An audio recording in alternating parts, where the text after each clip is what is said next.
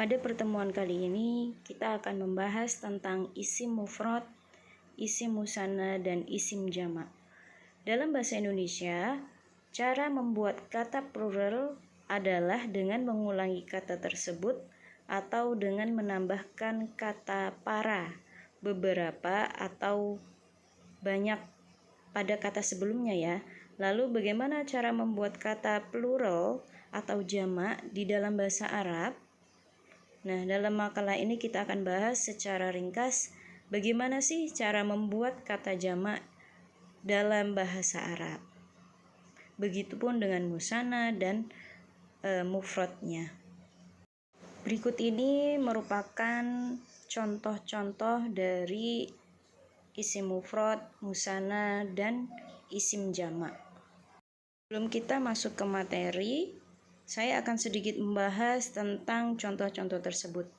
Yang pertama yaitu dari kata tunggal nabiyun.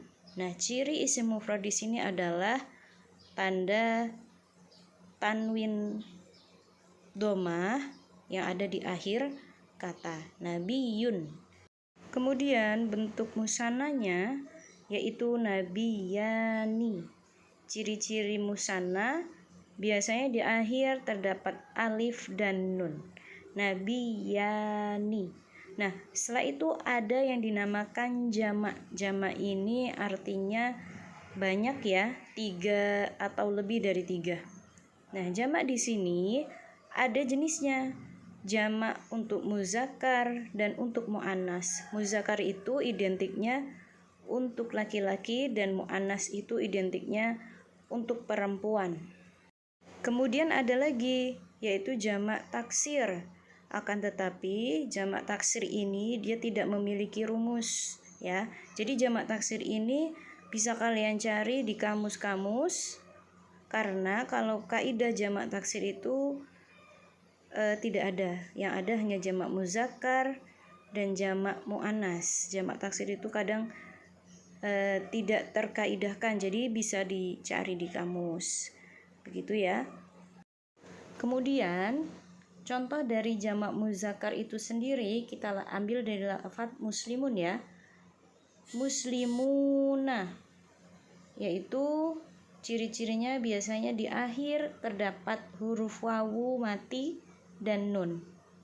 Nah, setelah itu yang muannas contohnya muslimatun, yaitu ciri-cirinya terdapat alif dan ta di akhir katanya.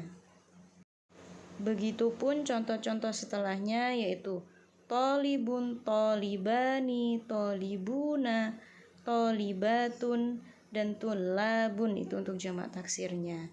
Dan seterusnya ke bawah, silakan kalian baca ya. Itu tadi contoh-contoh atau gambaran dari isim mufrad, isim musanna, dan isim jamak. Setelah ini kita akan bahas apa sih isim mufrad, musanna, dan jamak itu sendiri. Yang pertama yaitu isim mufrad. Isim mufrad adalah kata yang menunjukkan makna tunggal baik untuk muzakkar ataupun muannas. Nah, karena tunggal yang dimaksud di sini rumusnya hanya satu, yaitu akhirnya biasanya ada huruf tanwin domah ya. Contohnya insanun, mar'atun, kitabun, mudarrisatun. Semua huruf akhirnya menggunakan harokat tanwin domah. Nah, kata-kata yang di atas mengandung makna seorang manusia, seorang perempuan, satu buku, dan satu sekolah. Sedangkan untuk tanda i'rab dalam isim mufrad di sini menggunakan domah apabila dia rofa, itu salah ya, harusnya domah. Kemudian fathah apabila dia dalam keadaan nasab, dan menggunakan tanda kasroh apabila dia berbentuk khafat atau jer. Tergantung dari konteks katanya atau kalimatnya. Tapi biasanya di sini yang sering kita gunakan yaitu menggunakan domah, yaitu dalam keadaan rofa. Contohnya ketika dia dalam keadaan rofa yang menggunakan tanda dhammah, yaitu hadza kitabun. Kemudian dalam keadaan nasab, yaitu menggunakan fathah di akhir katanya, innal kitabah. Dan menggunakan kasroh ketika dia dalam keadaan khafat atau kemasukan huruf jar, yaitu minal kitabi. Kemudian yang kedua ada isim musannah atau bisa disebut dengan isim tasniyah, yaitu kata yang menunjukkan kepada makna dua. Adapun bentuk katanya yakni dengan menambahkan alif dan nun dalam keadaan rofa atau bisa disebut dengan marfu, serta ya dan nun dalam keadaan mansub dan majrur. Contohnya, kalau bentuk mufradnya kitabun, kalau bentuk musannahnya menjadi kitabani dalam keadaan rofa, ciri-cirinya yaitu ada alif dan nun di akhir, dan kitabaini dalam keadaan mansub atau majrur. Ciri-cirinya akhirnya itu ada ya dan nun. Ya-nya mati, kemudian nunnya berharokat kasroh. Kemudian jannatun menjadi jannatani itu dalam keadaan rofa, dan jannataini dalam keadaan mansub dan majrur. Jika dimasukkan ke dalam contoh kalimat, baik itu berupa rofa, kemudian berupa mansub atau majrur, contohnya yang pertama itu ja'at tolibani. Ini rofanya ya, ada alif dan nunnya di akhir kata. Kemudian innat tolibaini, ini dalam keadaan mansub, ada ya dan nun di akhir, dan dalam keadaan majrur yaitu contohnya minat tolibaini, ada ya dan nun mati di bagian akhirnya. Kemudian yang ketiga ada yang namanya isim jamak, yaitu menunjukkan pada makna banyak, intinya lebih dari dua. Dalam bahasa Arab kata jamak atau plural itu ada 3 macam ya. Yang pertama yaitu jamak muzakkar salim. Jamak muzakkar salim adalah kata yang menunjukkan makna banyak lebih dari 2. Nah, biasanya ini artinya menunjukkan makna untuk laki-laki atau ya bersifat maskulin ya.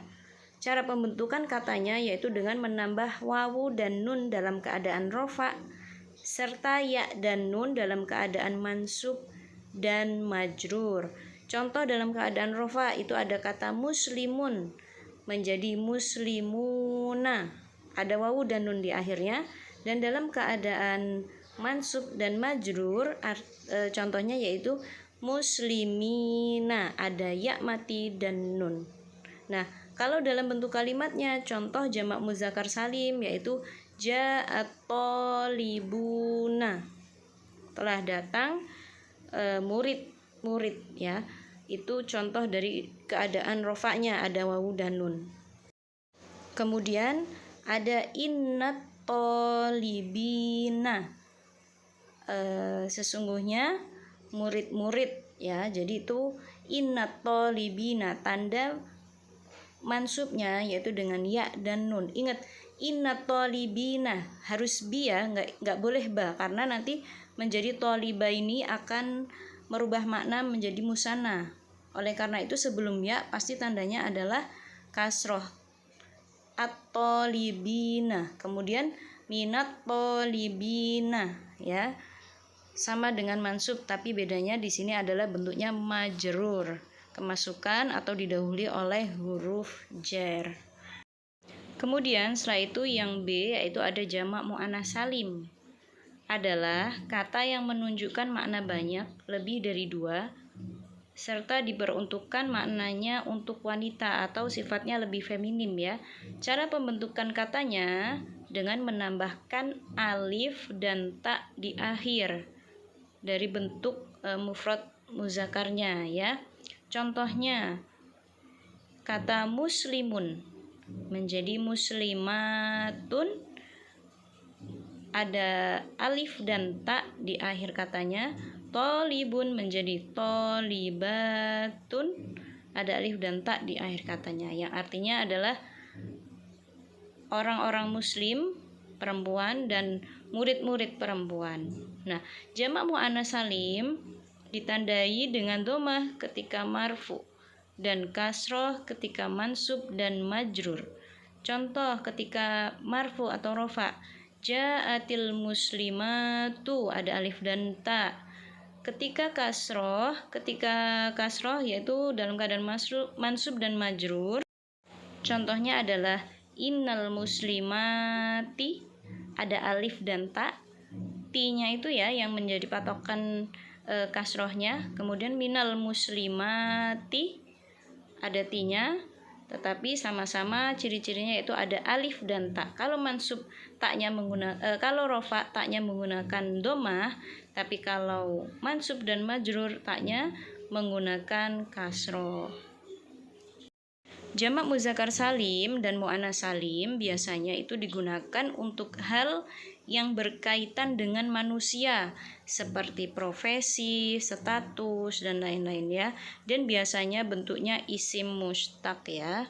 Kemudian yang C ada jamak taksir, yaitu menunjukkan makna jamak atau banyak dengan mengubah mufradnya, dengan mengubah bentuk tunggalnya tadi ya, baik dengan mengurangi huruf, menambahkan huruf, mengubah harokat, atau campuran dari ketiganya.